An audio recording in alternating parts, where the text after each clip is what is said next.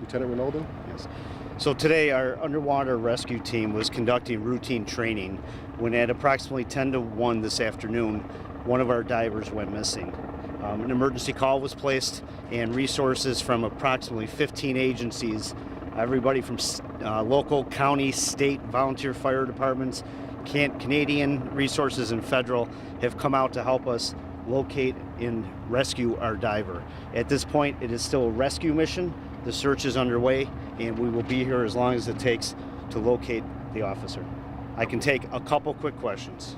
Could you just, what happened? How did the diver came loose from the cable, or what happened? These are very, very dangerous waters to do diving in. That's why we train at least once a month. We train in these waters, and unfortunately, sometimes training can be very dangerous, and these are extremely dangerous waters.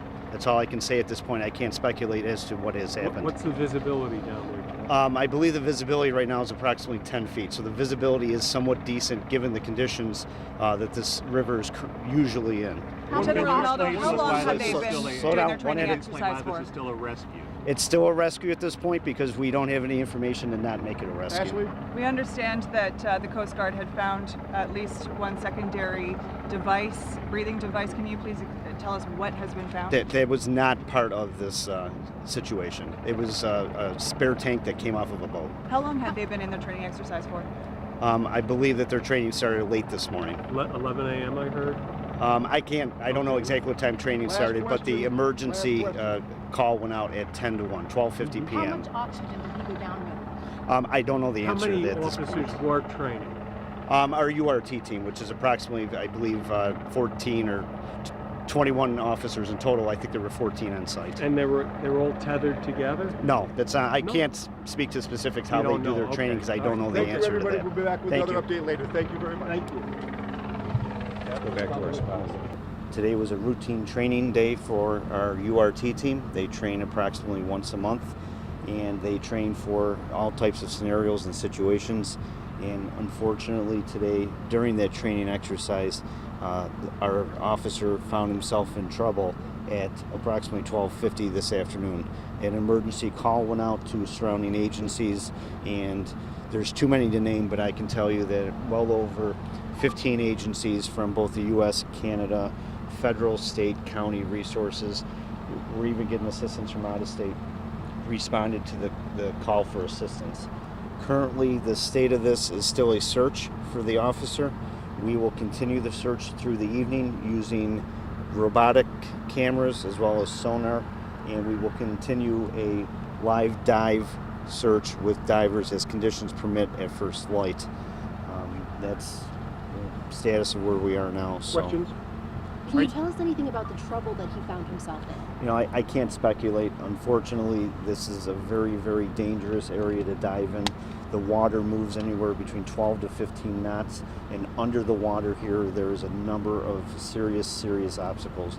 Debris, downed trees, rocks, shopping carts, cars. This, over the years, things that have found themselves in the water right there. So unfortunately, it is extremely dangerous, and that's why our team trains for these situations. Is there any sort of GPS tracker or anything on his uniform or to help in the search? Unfortunately, there is not. There is no type of beacon system or other device like that that is utilized by the team. Will you have the same amount of resources tomorrow? You had 15 different agencies out here today. Are you going to have that same amount tomorrow too? Yes, we'll have a little bit more limited number of divers. Unless a agency has dove in this particular section of water, it's unsafe for divers to enter. So we have worked out a plan with outside agencies for their resources of boats as well as divers, and we will have a staggered resource response tomorrow, starting, like I said, at first light. Is there any hope he could be alive at this point? We're always holding out hope. There's a number of scenarios that could have arisen. As you saw, we have helicopters searching the banks. We have helicopter resources from the Sheriff's Department, Customs and Border Protection, as well as the Coast Guard and the State Police, State Parks Police. So anything's possible, and at this point, we're searching. With some of the technology that you mentioned at the start of this press conference, what can searchers really be doing now in these overnight hours with how dark it looks on the water? the surface of the water is dark, but even during normal daylight conditions, the visibility under the water is almost the same as what we're seeing right now.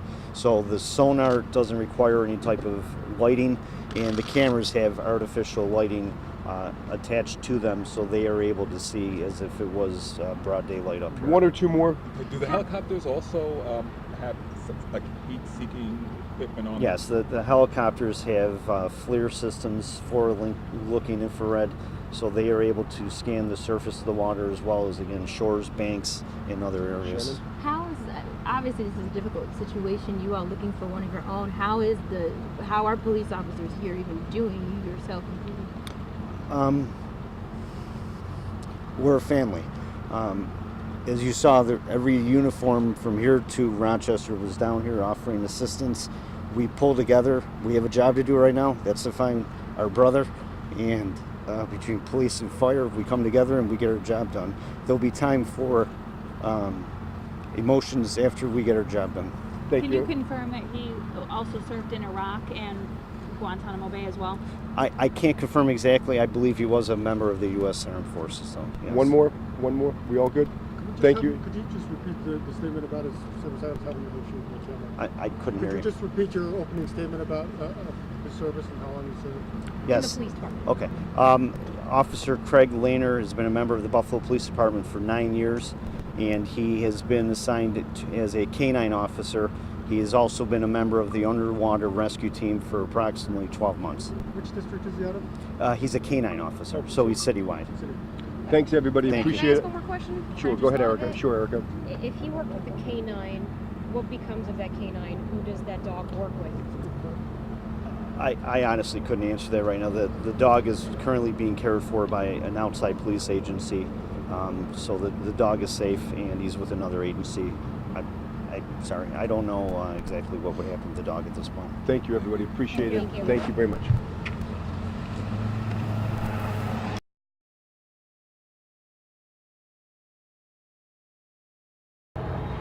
Thank you. So this morning we began our search operation at approximately 7 o'clock this morning. We're continuing to use sonar as well as robotic vehicles with cameras to search. We've also, approximately 8 o'clock this morning, put divers into the water conducting search patterns. I'd like to take this opportunity to thank multiple agencies that have offered support from all throughout the Northeast as well as Canada. I'll give you a brief update on what we will be doing for the rest of the day. We will have searching continue by, again, electronic means as well as by divers. We have a cadaver search dog from Amigo Search Dogs, which is part of the New York State Federation of Rescue Teams, currently on the water searching, helping us to try and narrow down an area to look for our officer.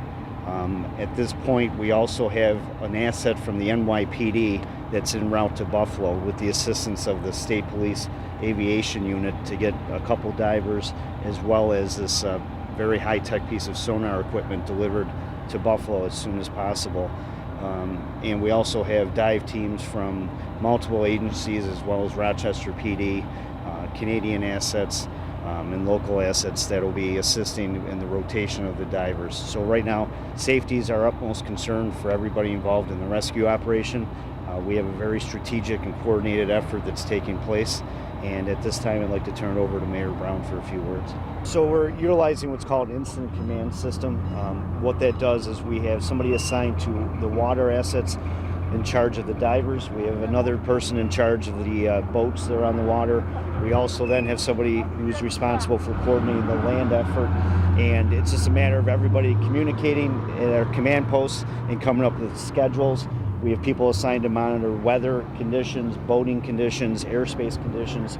So it's a logistical piece, but again, it's the same type of system we use in many large-scale incidents. So we're familiar with it, and at this point, it's just a matter of scheduling and coordinating those efforts. Any idea what may have happened yesterday? Any additional information? Again, unfortunately, we can't speculate until eventually when we are able to locate our diver and see what information is yielded. As I said yesterday, this is a very dangerous section of the river to dive. There is an enormous amount of debris, literally full-size trees, cars, shopping carts, boulders, construction debris. just 100 years worth of stuff winding up in the river. Even things that wind up in Lake Erie, unfortunately, as the current flows, it winds up coming into the mouth of the river and depositing right about from where the Peace Bridge starts to down by the International Bridge. So it's just the natural flow of the water, how the debris hangs up in there. Can you talk a little bit about the technology being used, the sonar technology, and we're also seeing the floats that are being put in the current, and the divers are following those floats? Yeah, the floats represent divers, so it's one way that we can keep a tab on the divers that are underwater. So we're diving in 2-man teams, and then we have 2 dive team backups with them in the event that there's an emergency. The technology, as we said, we were even in contact with U.S. Navy, who's offered up some resources. So we're using and having brought in by the NYPD extremely sophisticated sonar technology, as well as robotic cameras and technology that exists. So it's a matter of just rotating divers with sonar, with then cameras, and trying to get a solid idea, a picture of an area that we can narrow our search to. Is this sort of part of the river where you're focusing the effort or the rescue effort? Because we're seeing a lot of the boats right here beyond Unity Island. Based on the experience of our divers who have dove in this water for years and years and years, we're focusing our efforts on the area from where we know our diver went into the water to begin the training exercise to the point where we became aware that there was an emergency that developed, as well as some point south. So again, just based on their experience and how they know that the water reacts and how people underneath the water can react, that's kind of the area we're focusing on right now. Jeff, how heavy is a diver's equipment? The diver's weight belt with an air tank and stuff, I've been told, can add anywhere from 40 to 80 pounds to the diver. So it's because of the current, you need a lot of weight to get down to the bottom for diving operations. So that's why you'll see we enter our divers up almost by the Peace Bridge. It takes a great distance for them to be able to get buoyancy to get down to the bottom and stay at the bottom. You still consider this a search and rescue mission? At this point, it is still a search and rescue mission until we have information that leads us otherwise, yes. And what kind of assistance are you getting from Air One, from the Coast Guard, and from the Border Patrol? The air assets are being used to kind of search the coastline to look for any type of evidence of that the diver may have had with them, anything from equipment to ropes or tethers. So again, it's just being used to kind of search the coastline, as well as to keep an eye on the boat traffic, other air traffic, and the divers that are in the water. Does their infrared technology help at all? Infrared technology can help if there's something surface-wise, but apparently it does not penetrate deep into the water from the air assets. Where are the geographic parameters? Like, are we talking like from the Peace Bridge to Grand Island, or is it more limited than that? Our search focus right now is kind of from the beginning of the break wall, where we know the diver entered the water, down to about the International Bridge. Okay. And you mentioned U.S. Navy equipment, is that? We've been in touch with the U.S. Navy. The NYPD has the very same equipment that the Navy does. So from a logistics standpoint, the NYPD can get it here faster for us. Thank you, everybody. Appreciate it. So just a confirmation, there's no recovery at this point? At this point, no. We're still searching. It looked like you were narrowing it down, but it doesn't add. Again, based on some of the sonar information, but again, it's super complicated because there's just so much stuff in the water, so much debris, that it's like looking at a sonogram picture. It's an interpretation of things, and again, they looked at some city camera footage that was captured yesterday during the rescue attempt, and they're just making some good estimations on an area that they believe that the diver could be at this point. So, did you say that area is now at the falls? You're approaching the falls now. That's your next step. No. That's still where we are up by the end of Unity Island. Okay. When did the Rochester team get here? You said that they were leaving here this morning. Yeah, they got here 1 o'clock-ish approximately. I don't know the exact time, but this early this afternoon. And the NYPD assets should be here hopefully in the next hour or so. Yeah, I believe they just landed at Prior Aviation. So that's all I have for you at this time. I just want to keep you guys updated. And, Is there a reason? I'm just asking, technically, why we were put across the bridge? I mean, I wasn't aware you guys were. Unfortunately, I guess this bridge just goes up and down another 3 or 4 times. Stopped going up and down right 4 o'clock. Oh, it did. Okay, we can. I'll work on getting you guys to come back where you were. That's fine. I didn't realize they moved. I was just asking if there was significance to it. No, I know that. I thought that they said there was 3 or 4 more scheduled up and down, so they were just kind of moving everybody. I'll talk to the officers down there. Give it like a half hour, and then feel free to migrate back there. Okay. Thanks for coming. Thank you. Replace the sonar. That yellow thing that they were using, is that the sonar device? That high-tech thing.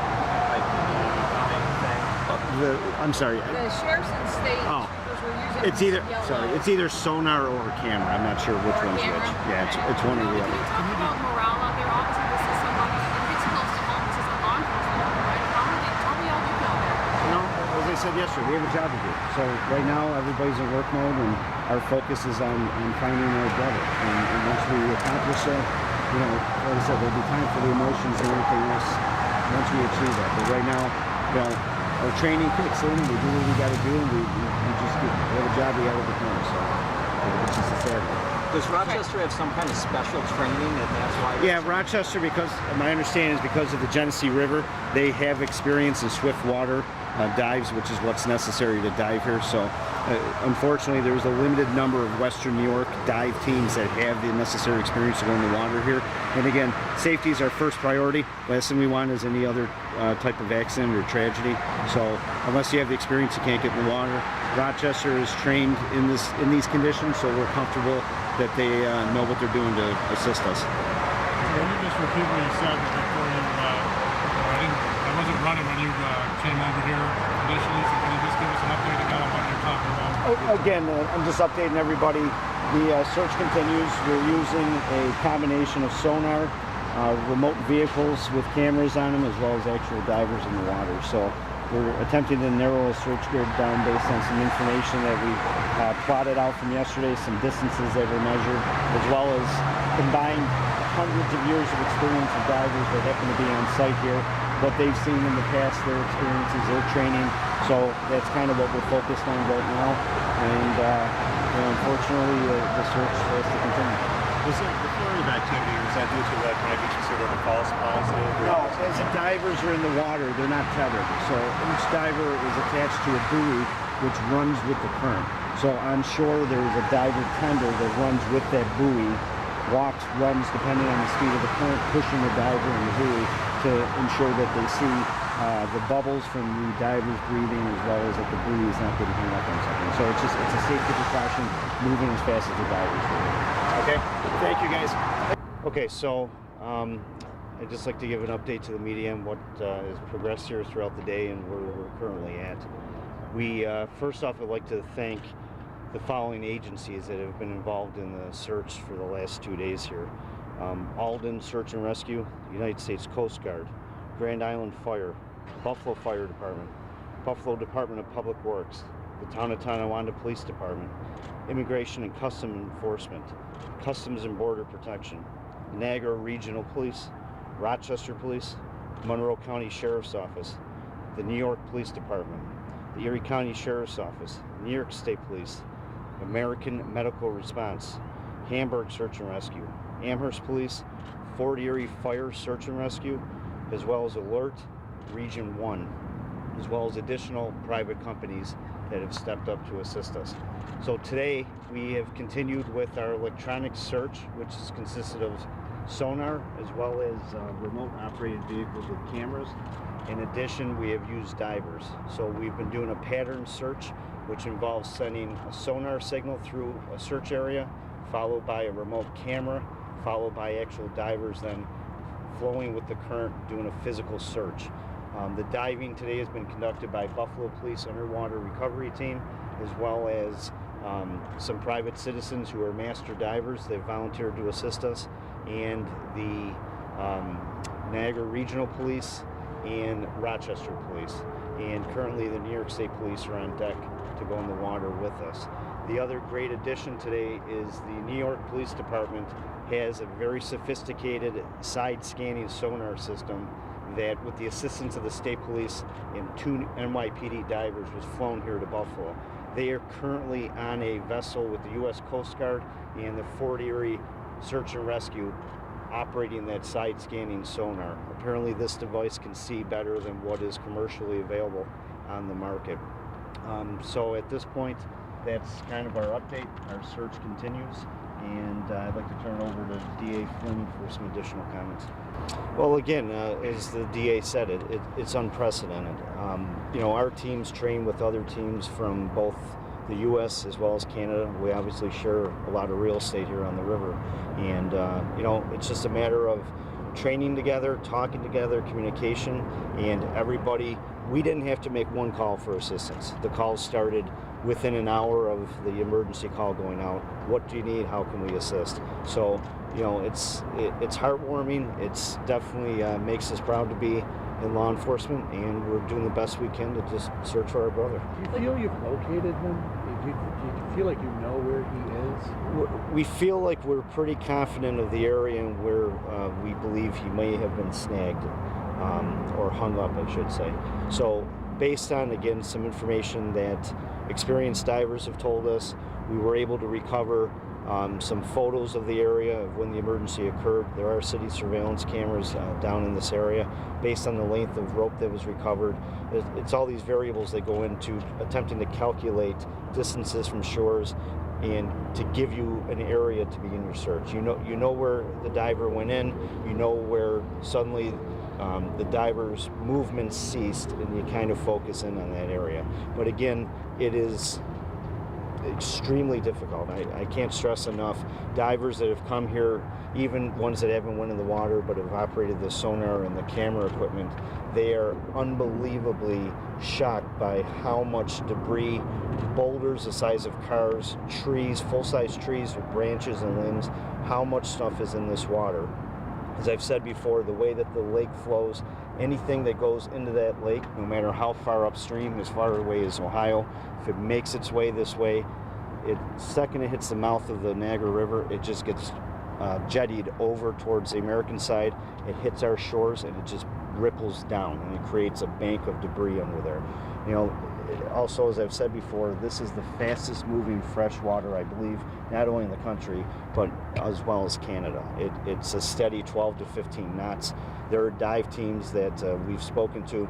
They don't dive in water beyond 4 or 5 knots. So it's extremely challenging. It's very technical, skilled work. And we're fortunate here in Buffalo with the Buffalo officers on our dive team. We have some of the best in the country that have experience doing this. And again, the search continues. Lieutenant, you've got a crisis response unit here. It's been 2 full days. A, how are officers doing? And B, realistically, how much longer will a search of this capacity go on? As I said, the search will continue till we find our officer. Officers, we have a job to do. So our training kicks in. There's emotions, obviously they're involved in that, but we do the best to keep our emotions in check, and we do the job professionally. Our number one concern right now is the safety of everybody that's participating in this. That's why we're doing double and triple checks for safety. We're ensuring that we're using the best protocols, the best equipment. We're ensuring that nobody is being overtaxed. Divers are taking one dive, a second pass, and then they're out of the water recuperating. We've already come up with plans for tomorrow, different dive teams to rotate them in.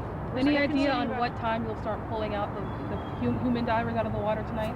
Again tomorrow? Again, probably sometime around 7 o'clock. I think at nighttime it complicates putting humans in the water.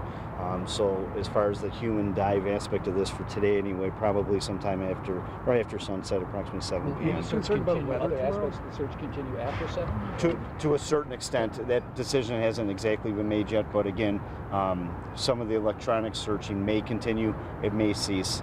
As far as tomorrow, as I'm sure you guys are well aware, there are some concerns with weather, so a decision will be made first light based on the National Weather Service's report of whether or not we can safely conduct a search in tomorrow's weather. 1 or 2 more questions. Are you able to respectfully explain the group of what looks like private citizens over there?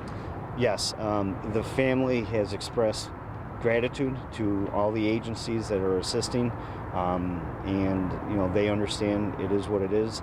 They spoke how much Craig was proud to be a Buffalo police officer, how one of the best days of his life was when he became a canine officer for the department, and how he just loved to dive. It was a passion for him. He started diving a number of years ago, and one of his goals was to get on our team, and he made it there. So as long as the conditions and safety considerations are okay, the search will continue. Were there any concerns today? There was a wind advisory on the lake shore and I believe a gale advisory on the water edge. Is there any concerns? Faster No, than water? today the weather cooperated quite nicely. Again, no weather or over wind concerns. Again, for tomorrow there is some forecasted gust concerns as well as some rain, so we'll evaluate it tomorrow, and again, safety is our priority here. So. Thank you, everybody. Thank you. Appreciate it.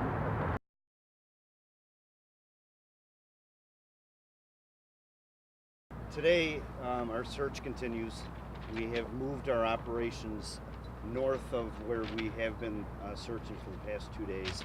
The reason for that is based on the number of dives. We had well over 40 dives conducted yesterday in the area where the diver was last known to be missing, as well as the equipment that we've been using from all the different agencies involved in the search. We've don't have reason at this point, confirmation to believe that our diver is located in that initial area. So what we are going to do today is we're going to move north with our search from what's this point here, which is an eddy, moving north towards the International Rail Bridge, and then even north of that. The command post that you see set up behind us will probably at some point be moving as these searches continue.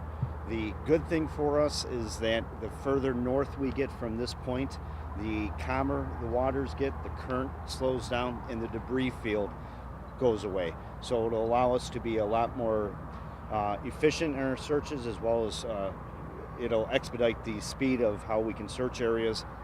And it also allows our sonar and other devices that we're using to be more effective in the water down in that area. So that's kind of the update. The weather we're keeping a close eye on, and we'll make a determination. I believe sometime around 1 to 2 o'clock we're supposed to get some pretty gusty winds as well as rain. Again, as I've said for the last couple of days, safety of everybody involved in this is our utmost concern, and we won't jeopardize that, and everybody understands that. So we'll be evaluating that as the afternoon progresses, but for now the conditions are okay for us to have both the boats on the water as well as divers go in. What are the parameters, Lieutenant? The parameters of winds and I don't know how much waves come into play here. It's the winds will affect the wave conditions, so it's got to be safe for a boat first off. If it's safe for a boat, then it's got to be safe for the divers. So the weather, rain necessarily won't affect that, but the winds will. Again, as far as the conditions, it's tough to say that from land. It's more what the operators are experiencing on the river that will make the determination for them to feel that they're comfortable continuing with the search. What's the morale of the search team? Again, everybody is, heavy hearts and minds, but we have a job to do, and, we're just hoping to locate our brother. So, that's the focus. That's what's getting people through the day. That's what's getting people to continue doing what they're doing. And, like I said, there'll be a time later for emotions, but we're doing the best we can to just keep moving, keep pushing, keep progressing. The boats are in the water. Can you talk about the technology you're using right now, and are the divers in yet? The divers are not in yet. So as I said, because we moved north, we have less of a debris field. So what we are able to do is get a little better use of the sonar devices. I believe that the device that the NYPD flew in yesterday with their 2 divers can see 60 feet. It's bi-directional. So again, less debris, less things pinging off the sonar, so they can do bigger passes, more efficient passes. Same thing, the cameras, less debris, better they can see. You told me this morning that it has changed from a search and rescue to just a search. Can you talk a little about that decision, and was there difficulty making that call? There was. Reality is reality. So unfortunately, we know that nobody could survive under the water for this amount of time. We are confident that he is not washed up on an island where he was able to still survive the dive, and we missed him.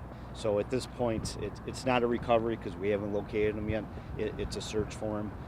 We will also be using multiple air assets today. Customs and Border Protection, as well as the Erie County Sheriff's Department helicopter, is going to be flying patterns along shorelines, as well as concentrating on the islands that are upstream, based on, again, 100 years of policing and experience of where people lost in this river have surfaced in the past. One or two more. You have a lot of manpower here. Do you have people working overtime? Do you have people coming here when they should be off schedule? How are you ensuring the safety of the city and the city residents, as well as conducting this search? Sure. So the people on the dive team are assigned across the city, but it's not like it's any one particular unit being depleted. So there is overtime, there is resources being alternated. But again, we are cognizant of how long people have been working, how long they've been in the water, and everybody is doing a good job of policing themselves in terms of what they're comfortable doing at this point. And anything that you can tell us that the family has been saying as you have shifted from a search and rescue to just a search at this point, or anything else that you're hearing from the family members? Sure. The strength of this family is incredible. The mom, the sister, the friends, the family, the husband of the sister, that's what's driving us. They are extremely strong, they are extremely appreciative, and they want to find their loved one, as we do, and that's our common goal together. So both of us, both of those goals put together is what's just kind of creating that focal point for everybody to get through this. But the family has been absolutely incredible, and their strength is unbelievable. Thanks, everybody. Thank you. Appreciate it. Thank you very much.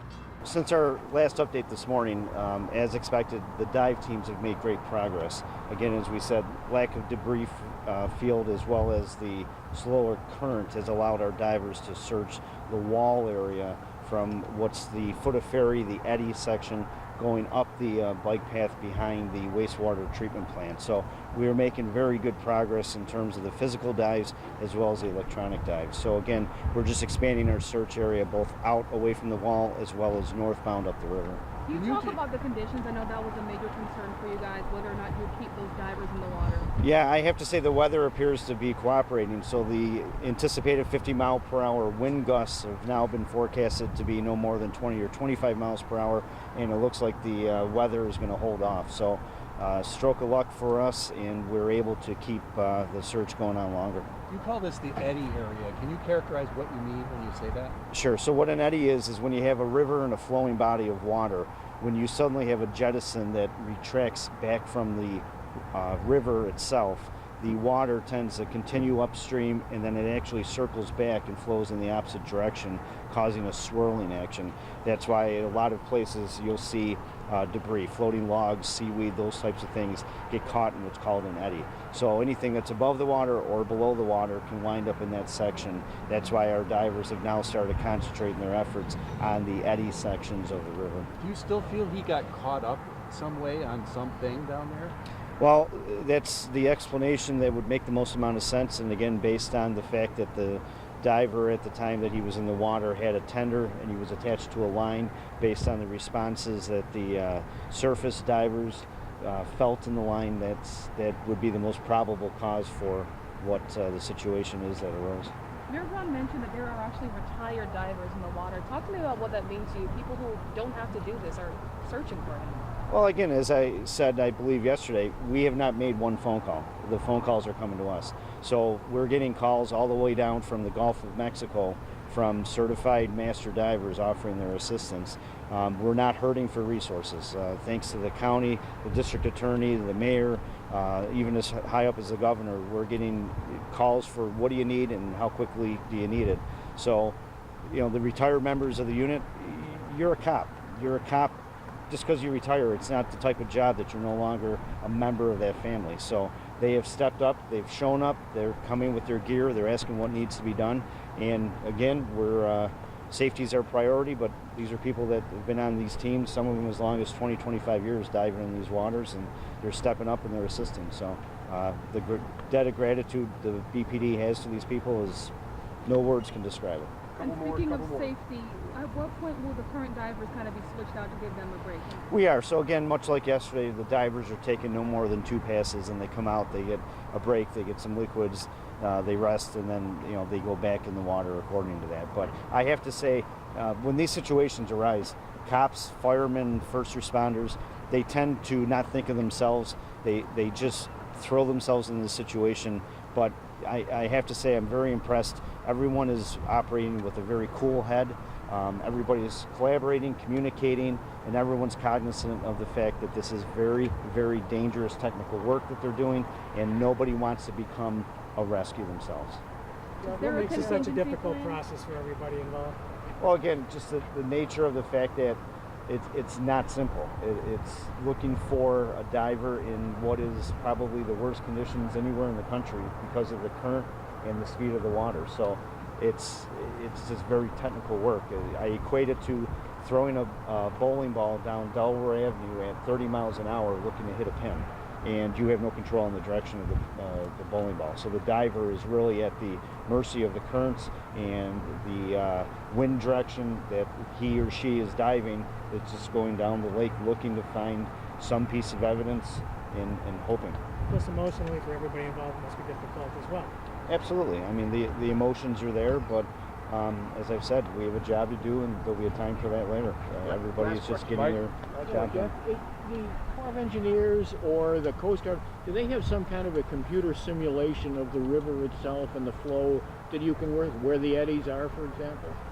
That stuff is pretty well charted, but again, our dive team has been diving these waters for over 50 years, so they pretty much know that stuff. As far as the information on what the current knots and speed are, that's information they're getting live time right from the boats. Yeah, so at approximately 2 o'clock, we had a command meeting, made a determination that the weather that we thought was going to pass actually wasn't. As you guys have been down here today, you saw the wind's been picking up. We're looking at approximately 45 to 50 mile per hour gusts. So in the interest of safety, in coordination with our dive commander, our boat commander assets, a decision was made to suspend diving, continue boat operations. However, the wind and now the incoming rain is just not going to make that safe. So we've suspended the search for today. We will be back here tomorrow at 7 a.m. and continue the search.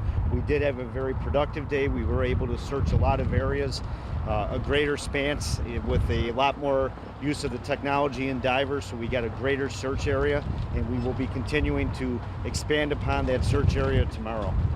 Were you able to get all the way down to the railroad bridge or something like that? We were able to get down to the International Rail Bridge along the wall, which is where a lot of things tend to get caught and trapped.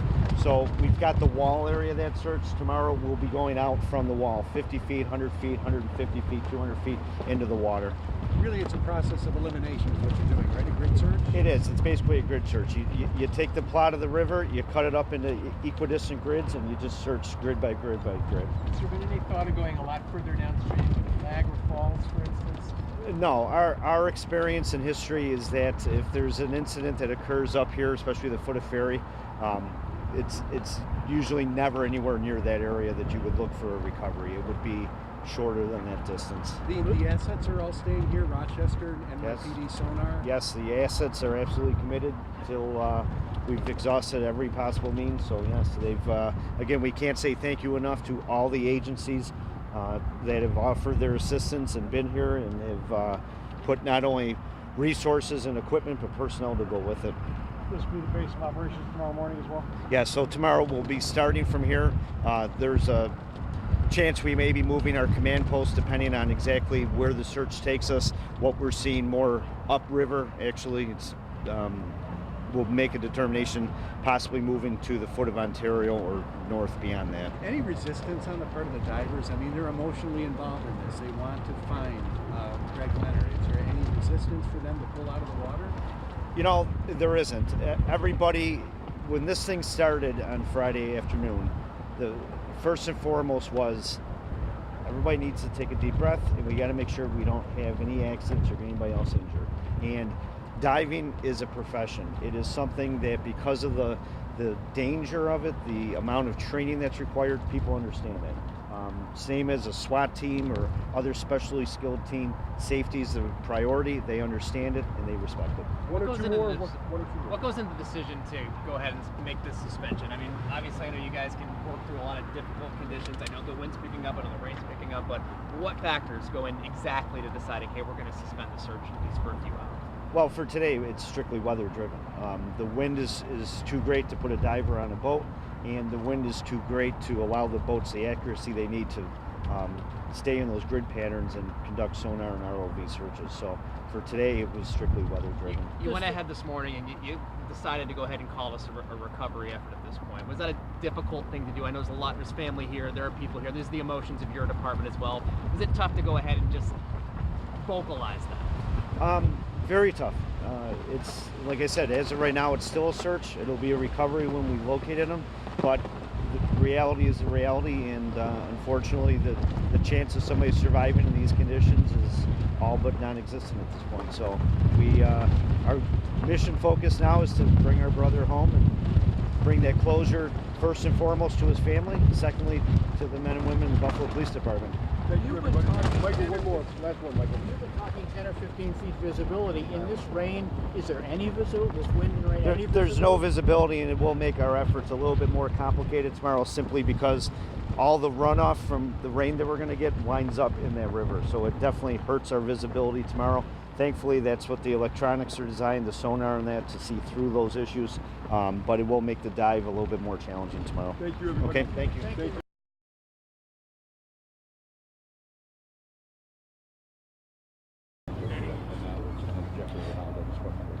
Good morning. So I'll give you a brief update what the action should be for today. So we've gotten some additional resources from the U.S. Army Corps of Engineers. They've brought in 2 boats that have, again, advanced side scanning sonar. Also, overnight last night, the U.S. Coast Guard worked on some models of current conditions, temperatures, and are kind of helping to drive the sonar searches in predictable patterns where they feel that something that was in the water could possibly wind up based on time, distance, and a number of factors. So again, today, much like yesterday, we're going to continue with our sonar, our robotic camera vehicles, as well as divers. You'll see the searches will start spanning out from the wall more towards the middle, also entering into Canadian waters as well as downstream. Today, the weather forecast, other than being cold, is going to cooperate with us. So we're keeping our fingers crossed and hoping that today's the day we find our brother. Again, as the commissioner said, we can't say thank you enough to everybody, public, agencies. There's just no words of gratitude. Makes you proud to be a police officer when you see this coming together and helping for a common cause. So again, that's kind of where we're at. We'll keep you guys updated throughout the day, but that's for now where the search stands. Couple of questions for Describe the size of the effort if you can. There's, again, probably approximately 10 to 12 boats from different agencies out there. The New York State Police have brought in their aircraft assets. They're going to be rotating on and off with both the Sheriff's Department as well as, I believe, Customs and Border Protection. They've been extremely helpful. In terms of divers, same thing. We have Sheriff's, State Police, Rochester, Buffalo Police divers. Again, working that buddy system, 2-3 divers at a time, doing what's called a drift dive. They enter the water down, in this essence, downstream. The current moves them north up the river. They dive, and the point of the dive is just to look for things, rope, diver's tank, and those types of telltale signs that there could be something in that location. And they also work off of what sonar and cameras are seeing. The sonar images are complicated because, as we talked yesterday with the NYPD team, in a still body of water, sonar is unbelievable. It can show everything right down to a handgun in the middle of the lake. It's the current, it's the fast-moving waters that definitely complicate this thing for us. So multiple passes of sonar, cameras, divers to hit certain areas. And again, as we've said all along, the debris field under there is enormous, and it just creates false images and just makes a search very, very difficult. Have you found anything of Officer Lehner's yet? Unfortunately, this time we have not recovered any of his gear, no. The Coast Guard responded to a call of a wetsuit found near Beaver Island yesterday. Can you speak to that at all? Is that connected? Our understanding is there was a call made from somebody on the Canadian side of the border that they thought they saw what potentially could be a wetsuit in the water. The Coast Guard and CBP dispatch boats. Coast Guard has routine patrols 24 hours a day on the water, and it was unconfirmed. So unfortunately, we have gotten a number of calls from citizens who I'm sure have best intentions in mind, that they think they see something, saw something. We're investigating them, but at this point, nothing has been confirmed to be a member of part of this. Going into a new week here, how are your officers doing? How are they feeling in this week? Yesterday, with the bad weather that blew in, we were able to obviously get a lot longer rest period for our divers. We talk every morning, we have a briefing, we talk with everybody, how's everybody feeling, any concerns. We have a safety officer from the U.S. Coast Guard that's helping to monitor the water, weather conditions, as well as the dive teams. And again, everybody's tired, everybody's stressed, but as I've said, we got a job to do. We're going to do it. That's what's driving us. We have a responsibility to bring Craig home for his family, and we're getting through it. Emotionally, how is everyone holding up? No, like I said, again, we're just driving through that process. We know what we got to do, and we're there. We will, obviously, we're very cognizant. Safety is our number one priority. Last thing we want to do is compound anything that's going on down here with another accident or injury. So, is it conceivable that at some point you would stop the search, or are you here until he's found? We are going to be here till he's found. It'll just be a determination after talking with our dive teams, our boat teams, our air teams, to figure out if we're not successful in the next day or two, how that search continues. But we will never stop looking for him. Thank you, everybody. Thank you. Good afternoon. So today we conducted more searching. We had the help from 2 U.S. Army Corps of Engineer boats that have extremely state-of-the-art sophisticated sonar and 3D mapping capabilities. A lot of the day was spent having those boats traverse the water from the point where we know the diver entered as far down as the International Bridge. From the way it was explained, the way the mapping works is they have to make multiple passes. Every time they make a pass in a certain grid pattern, produces one layer of the map. The more passes, the more layers of the map that get developed. The images it develops are extremely sophisticated. You could see literally rocks on the bottom of the water. As we've been saying now for days, unfortunately, the amount of debris field that is on the American side of this river, extending out as far as possibly 100, 200 feet, is just extremely complicated, extremely complex. So it just involves a lot of swipes with sonar, swipes with cameras. Unfortunately, because of yesterday's weather, I should say, the visibility was almost between 0 and 1 foot. We had divers in from early this morning. They made multiple passes, and it was determined that the likelihood of the divers being able to have a productive day wasn't going to be there. So we pulled our divers out. They've all been on standby in the event that we did locate our diver, then we would send them back in. So the most of the day, as I said, was done with electronic scanning and technology, and tomorrow we'll continue with that, hoping, looking at weather reports for tomorrow, there's a chance of rain, but it might stay north of the city, which would be a good thing. So I'll take a couple questions. So the divers are out, but is the search over for today? Is that what you're saying? No, the search is continuing, just again with the sonar patterns, cameras. I know to the people watching this, it probably doesn't make a lot of sense. Like, why is it this difficult? If you have all this technology, why can't you see it? And everybody from all these other agencies that came here said, if this was a still body of water, if this was a normal river flowing at 2 knots, 3 knots, we'd have this thing marked out like a Google Earth map for you. It's the speed of the river, it's the debris field, it's the currents, it's the wind. It's just that perfect storm of conditions. It's just making it extremely difficult. It's more difficult than the technology will allow us to work through. Is there a general area that the Buffalo Police Department, all these agencies are looking at, or is it just up in the air? I don't want to say it's up in the air. It's basically, based on drownings that the police department has investigated over the years, we have a history of knowing how these things occur and what happens after the fact. Meaning somebody calls 911 and says, I saw somebody jump in the water here. And then we know days later, week later, where they come up. We've had divers today from retired commanders of the Buffalo Police URT, civilian divers, people that have known these waters. We had a phone call from a gentleman who's been a fisherman for 60 years on this river call. We're just, everybody is brainstorming. Remember that one time that this case happened. Remember that other time where we recovered somebody here. So again, the search is focused on what our experience and the history of diving these waters have taught us about where to be looking, what to be doing. It's just, unfortunately, there's just so many variables. It's just making it difficult. And again, that debris field, it's not as easy as just putting a diver in the water who can see 20 feet around him or her and just go down there and look. So, Lieutenant, would you expect that, obviously you don't want to give up this search anytime soon, but would you expect with this mass concentrated effort that this will continue for the next, throughout the week, or have they been reassessing or thinking about how long they can keep going here? Well, every day in the morning around 7 a.m. we have a meeting with our dive teams, our boat teams, our sonar teams, our air teams, and we come up with a plan. So I would expect that for the next few days you'll see this operation continue the way it is, because there's still parts of the river that we have yet to really focus and concentrate on. I can tell you that we're cognizant of the effort.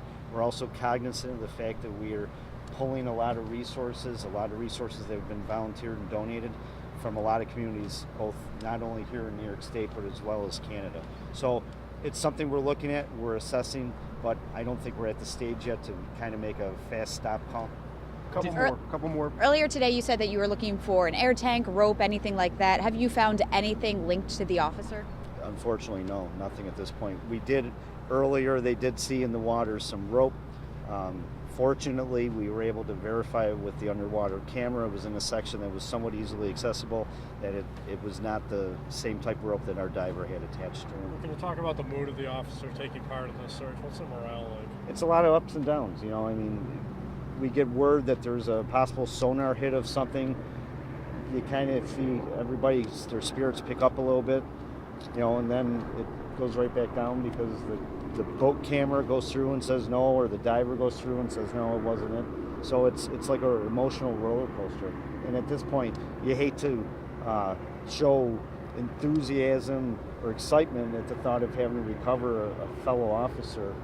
But like I said, the goal now, the only thing that the focus is recovery of our officer to bring closure to this family. And then secondly, to the men and women of the department. One more. So we were watching the helicopter. It was flying pretty low and then circling above a certain area. Can you talk a little about why it was doing that? Is it offering infrared? What does a helicopter add? Yeah, the helicopter has the ability to see X amount of feet under the water. Obviously, with the way the sunlight reflects off the water, something that's shiny would possibly reflect from the water. So they're kind of concentrating again. You know, the experts are telling us an area.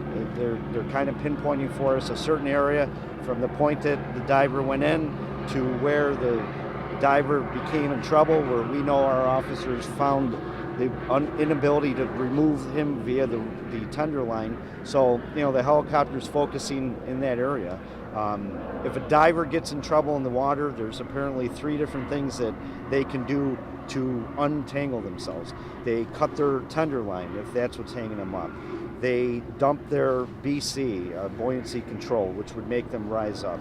Or they take off a weight belt to get up. Or worst case scenario, if they're hung up with any portion of that gear, they can literally take the tank, the weight belt, the BC, pop it all off, and then their wetsuit would bring them up to the water. So the helicopters are searching for any sign of that type of equipment being on the shore, on the surface, stuck but visible somewhere down within the water line. That's what they're doing. They can obviously cover a lot more territory by air than we can by sea. Thank you, everybody. Thank you. I'm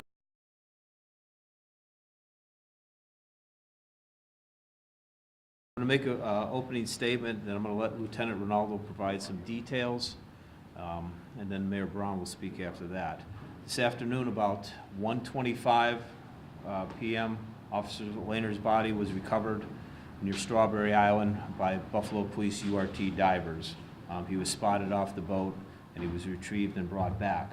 I just want to say thank you to all the departments and the community, the business community who came forward, and all the support was nothing less than amazing. I mean, we had officers here from at least 15 different departments, and probably another 20, 30 departments called me to offer resources. It was a very long, but thankfully, it's a very tragic event, but thankfully we were able to bring our officer back. I will now let Lieutenant Ronaldo do a few words and give you some details. Thank you. Thank you. So as the Commissioner said, we started this morning off with the intentions of continuing our electronic surveying of the river. We were using the U.S. Army Corps of Engineers as well as 6 other sonar boats from various agencies from both the U.S. and Canada. Late last night, one of the sonar boats saw an image approximately 2,000 to 3,000 feet north of the International Rail Bridge. Today, divers and sonar boats went back to that area to re-examine it, and fortunately, the Buffalo Police Underwater Recovery Team responded to that area and our commander was able to spot our missing diver and recover his body. At approximately 2 o'clock in the afternoon, the body was brought here to the foot of Porter Avenue and recovered, and a procession was led from this location to ECMC. Officer Lehner's family wishes to extend a debt of gratitude to all the agencies that have assisted with this and are very thankful for the closure, as we are as well. As the Commissioner said, this search of this magnitude couldn't have happened without the assistance of all these other agencies. So again, we're forever in your debt to all the different departments and businesses and members of the community that assisted us. At this time, I'll turn it over to Mayor Brown. This is a very painful loss for the Lehner family, the Buffalo Police Department, and our Buffalo community. We are very thankful that Officer Craig Lehner was recovered today after a diligent search process.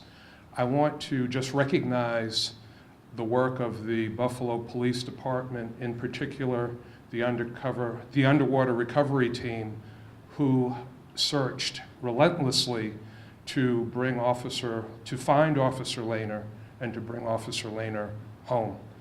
I also want to thank all of the agencies, local, state, county, federal, international, that participated in the search effort. I want to thank the many colleagues in government that reached out to our police department, that reached out to my office and the community. I want to recognize certainly Council President Darius Pridgeon and the members of the Buffalo Common Council who checked in around the clock to see if there was anything that they could do to offer any assistance. All of the other elected officials that rendered support. Our prayers are with the Lehner family at this time and all of the colleagues, friends, and loved ones of Officer Craig Lehner.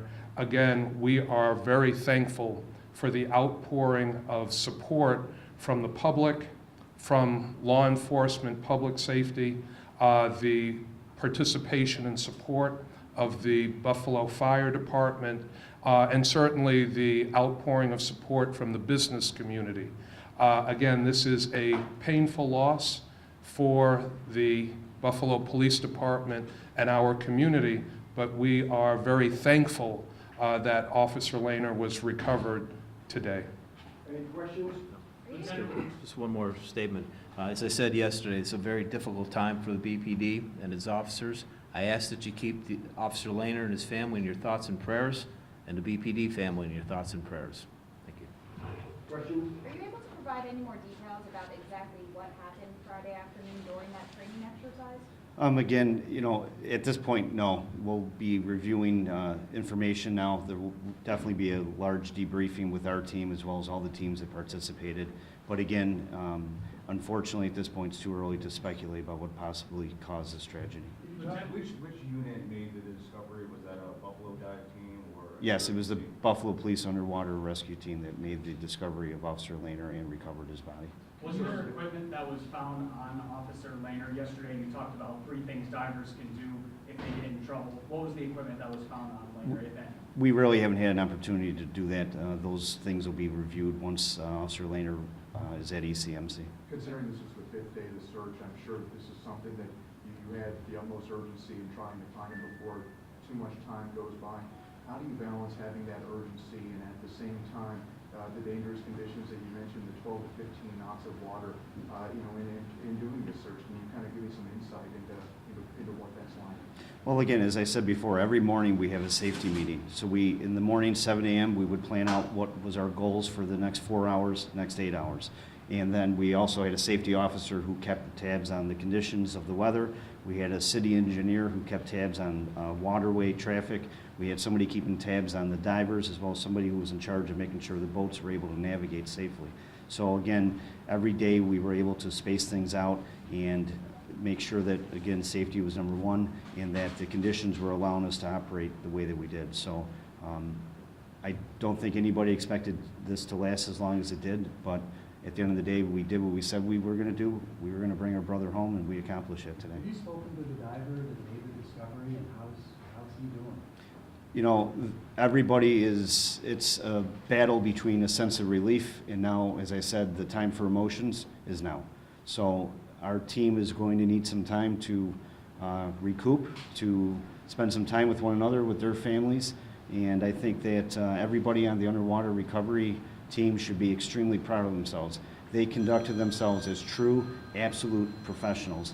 Never once was there any egos, never once was there any lack of cooperation. Everybody showed up at the foot of ferry every morning with one mission: let's go get them. It may seem a little premature, but has there been any thought about a funeral or any arrangements that are being contemplated at this time? Again, right now, we have a protocol officer who will be coordinating that with the family based on the family's wishes, so I'm sure that we will have some further information in the next few days on those arrangements. Lieutenant, you mentioned about the image that was found yesterday. Can you talk a little bit more about that discovery? Was that through sonar? Was that through what type of equipment? And if you did find that image yesterday, why not devote all your attention to where that was? The image was found late yesterday, so towards the end of our safe dive time. So yesterday, once the image was discovered, at approximately 4:30, divers were dispatched, and I believe at least 2 or 3 dives were conducted on that area. They marked the area because of the darkness that fell. It was no longer safe to put divers in the water, as well as the boat traffic. And first thing this morning, boats were sent to that area to begin re-scanning the area for the image. Again, things that are in one position at the bottom of the river at 3 o'clock in the afternoon may not be there by 3:15 in the afternoon. So again, unfortunately, we wish we could have done this yesterday, but we got it done today. Can you talk about the recovery efforts after he was located? What exactly does that entail? It basically is a matter of bringing the diver to the surface and then getting him safely onto one of our boats. It was a BPD boat that Officer Lehner was put onto, and then he was brought down to this location so he could be securely taken off the boat. You mentioned Strawberry Island. In terms of, I mean, it's a long project there. If someone's standing on shore looking towards Strawberry Island where you recovered his body, where would that be on the shore? If you were standing on shore, it would be down by Aqua, the restaurant Aqua, between the foot of Ontario Street. I'm sure most people are familiar with that location. Closer to where Aqua is located. If you were looking out towards the water, somewhere to the left of that location. Below the railroad bridge. Well, past the railroad bridge, yes. So based on that scan yesterday, would you say that most of your efforts were all on kind of one spot? And could you kind of explain just how big of an area that you were searching before where you didn't? Well, again, today we did have we had a lot of resources today. So we did have one vessel that was dedicated to rechecking the original entry point of the diver into the water, and then we cordoned off with all the different sonar boats further down sections. We had boats today as far down as Grand Island doing sonar passes. As I've said before, once you get away from the International Rail Bridge, the current slows, the debris fields basically disappear, so you can do a much more efficient use of those technologies to search the bottom. Just to clarify, the body was found at the river bottom, was it found near the surface, or was Is at the point that the Buffalo Police team got there, the body had begun to surface. One more question. And how did Officer Lehner's family react? Again, same as the officers. Relieved, thankful that he was found, but now the reality is that their son, their brother is no longer here. And I can't imagine what that family is going through and what the next days, weeks, and months is going to have for them. Thank you. Will there be a vigil tomorrow for him? I know there was some talk about that. Yeah, at this point, the candlelight vigil has been canceled. Again, I'm sure by tomorrow we will have some information to put out in terms of services and things like that. Thank you very much, Thank you. everybody. Thank you.